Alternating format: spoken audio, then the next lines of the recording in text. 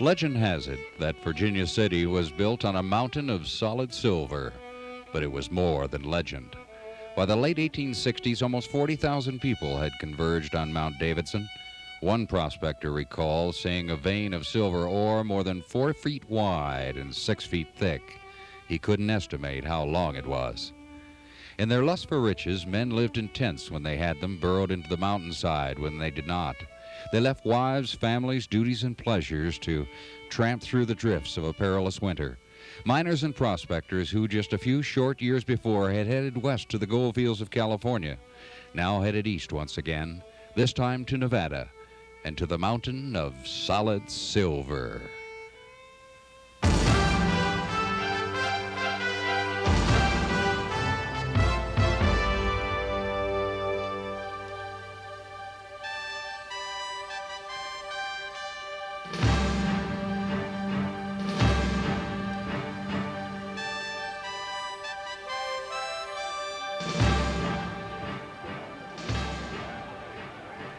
The Carson City Mint came into being as a result of the Comstock Lode, numerous veins of solid silver that wound snake-like inside a mountain just a few short miles away.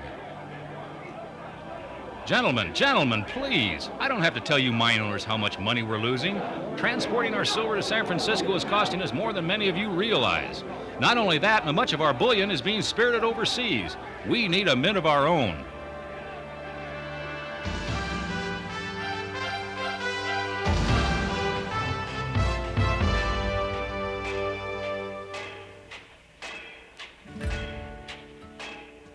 The dream of a Carson City Mint was born in the mind of Abraham Curry. In 1858, Curry had arrived in the Carson Valley with his son and several partners, and they established a trading post. But Curry was not content. He envisioned a major city, and before the year was out, he had purchased a substantial portion of the Eagle Valley from mountain man John Mencken. He paid just $500 and a few horses. Next, he plotted out a town, which he promptly named after the Carson River and famed scout Kit Carson. That town would become known as Carson City, and within a few short years, it would become a major supply center for the region. Soon, it would become the capital of the state of Nevada. Curry next turned his attention to the Comstock Lode. He knew that the miners and prospectors of the new territory of Nevada were scrambling for currency, and that mine owners were looking for a nearby location where they could process their bullion. But a local mint would not prove easy to come by.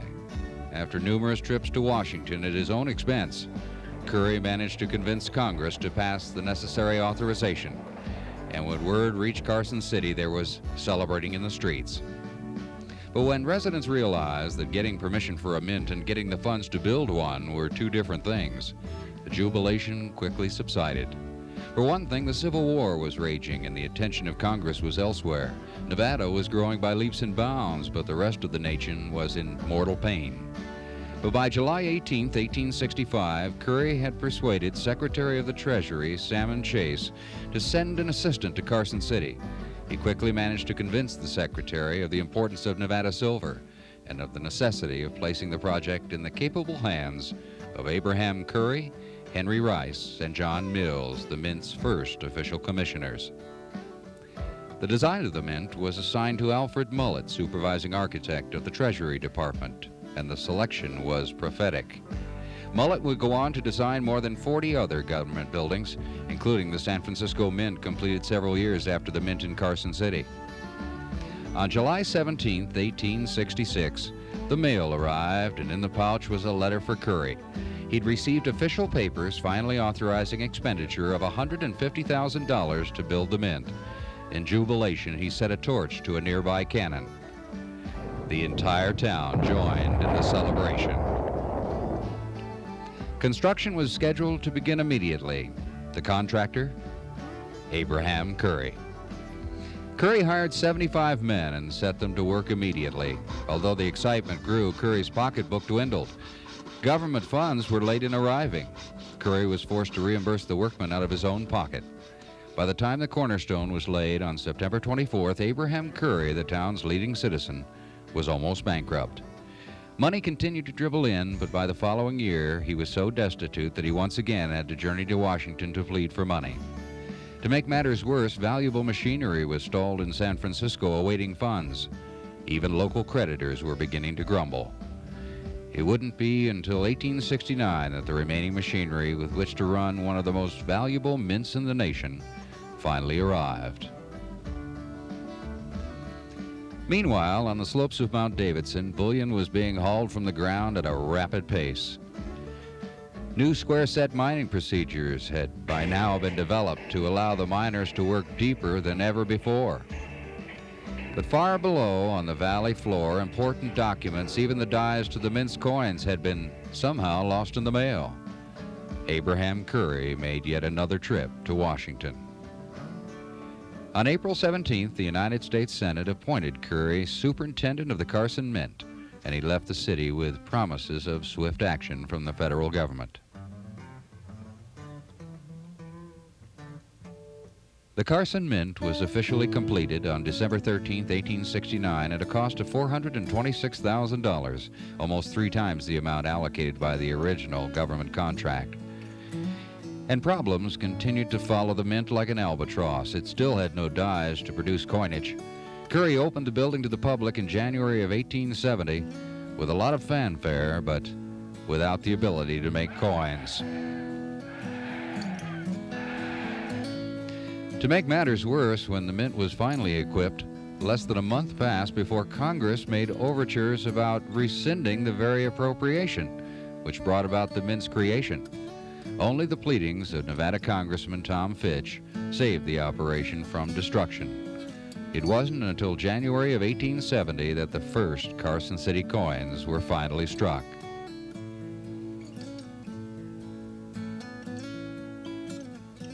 In January of 1871, Curry, plagued by continuous funding problems and perhaps tiring of the conflict, resigned as superintendent to run for the lieutenant governorship of Nevada.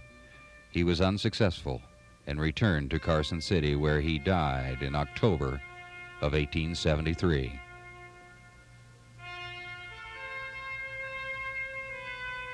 But the mint would continue with his legacy.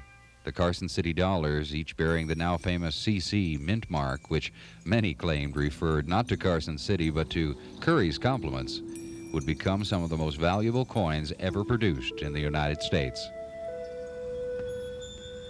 Unlike most mint operations, the Carson City facility was completely self-contained, with assaying, melting, refining, and coining all under a single roof.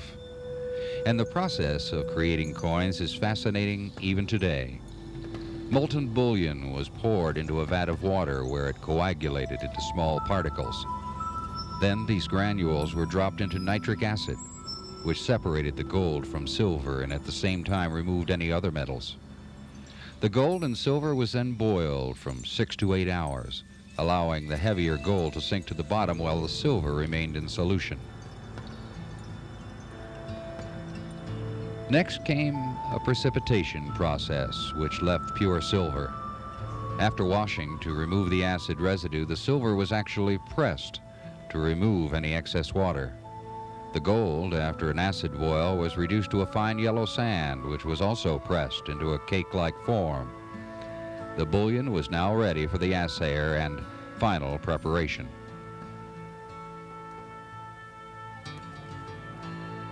Part of the process was the addition of copper, the amount of which depended on the coin's denomination. Once mixed with the silver, the bullion was remelted and then remixed. The finished alloy was then pressed into the necessary thickness of a coin. Blanks were punched out, and these were made ready for the coin press.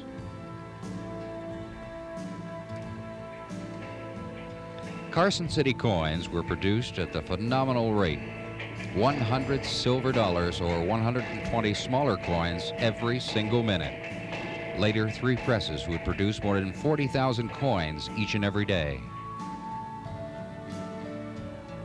Once a coin was minted, it was doused in acid for whitening, then polished by placing the coin in a revolving canister filled with sawdust.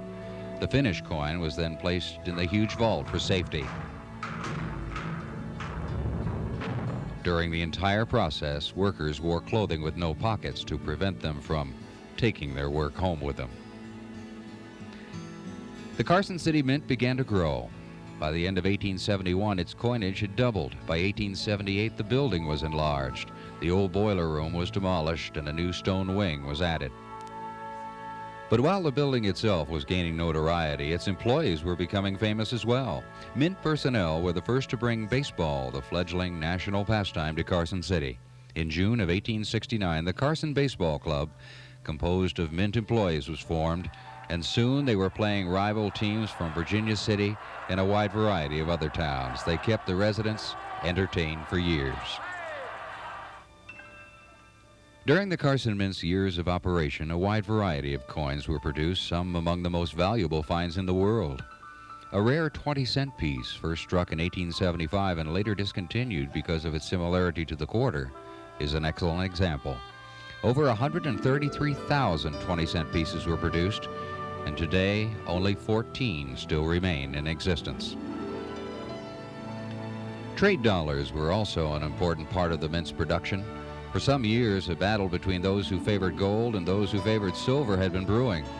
In 1873, Congress made the $1 gold coin the unit of value for the country's monetary system. Silver, on the other hand, could not be used as legal tender for the dollar, so the Carson City Mint went into production of what were known as trade dollars. Most were destined for use in the Orient, and over 4 million were struck at the Carson City Mint, 1/4 of the entire American output. But the silver forces seemed to be fighting a losing battle. By 1876, the value of the Carson City silver dollar declined to 83 cents, which further decreased the number of people willing to accept it. In 1878, trade dollars were replaced by the Morgan silver dollar, the coin which, despite the decline of the value of silver, would make the Carson Mint even more famous. Over 13 million of these popular coins were produced. But with the advent of the gold standard for the Mint, the handwriting was on the wall, and the declining popularity of silver would prove devastating for the Silver State. Silver barons who once heralded Nevada for its riches now moved to sell out as quickly and as quietly as possible. The Mint itself suffered numerous shutdowns as the flow of bullion ebbed. By 1884, when strongly anti-silver Democrat Grover Cleveland was elected president, Nevadans began to fear the worst. Their fears were justified. Virtually all those associated with the Carson Mint were pro-silver Republicans. Those that favored the gold standard were primarily Democrats. And so began a seesaw effect that kept Carson City and the Mint in turmoil for years. When the Republicans were in power, the Mint flourished. When Democrats were at the helm, it faltered, often closing for long periods of time as Washington brought pressure to bear. For example, in 1884, during the reign of Democratic President Grover Cleveland, the Mint was closed. In 1888, when Republican Benjamin Harrison took over as president, the Mint reopened, only to close again in 1892 when Cleveland became president for a second time. A silver panic began. Banks were collapsing across the country as frenzied depositors rushed to redeem treasury notes and greenbacks for gold. On June 1st, 1893, the Carson City Mint, suffering from the national panic and from a decline in the mines of Virginia City, struck its last coins. After producing 56 million coins, its presses fell silent forever.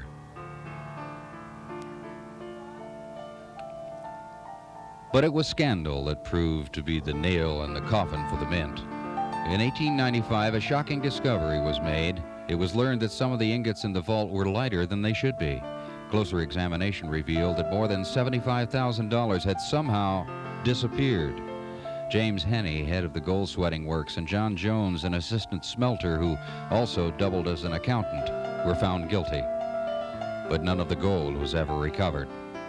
The scandal, which involved several other prominent Carson residents, broke the back of the Mint for good. On April 18, 1895, all operations were permanently suspended.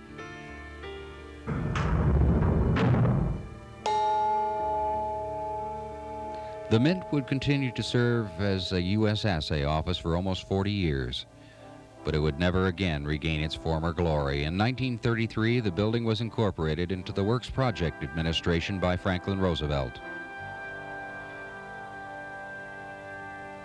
But despite the diversity, the mint would again gleam as brightly as the gold and silver it once coined. In 1939, it was sold to the state of Nevada to serve as the state's official museum. Over the years, several additions to the Mint building have been completed. Even the original stones from the original annex were saved and used to build a wall that today surrounds the parking area. The Mint and Museum still echoes with the sounds of yesterday. It contains one of the finest collections of vintage Carson City coins in existence. Nevada's colorful history is vividly portrayed, particularly in its fine collection of Native American artifacts. Visitors can also enjoy a trip through an underground mine, a world-class exhibit that revives the days of the Comstock Lode. They can even watch commemorative coins minted on an original Carson City mint press. Today, the Carson City Museum stands as a monument to the United States Mint, an honor few cities have ever held. And today, the Mint remains a tribute to the hardy pioneers of Nevada, who carved $400 million from a mountain, and then a state from endless sagebrush.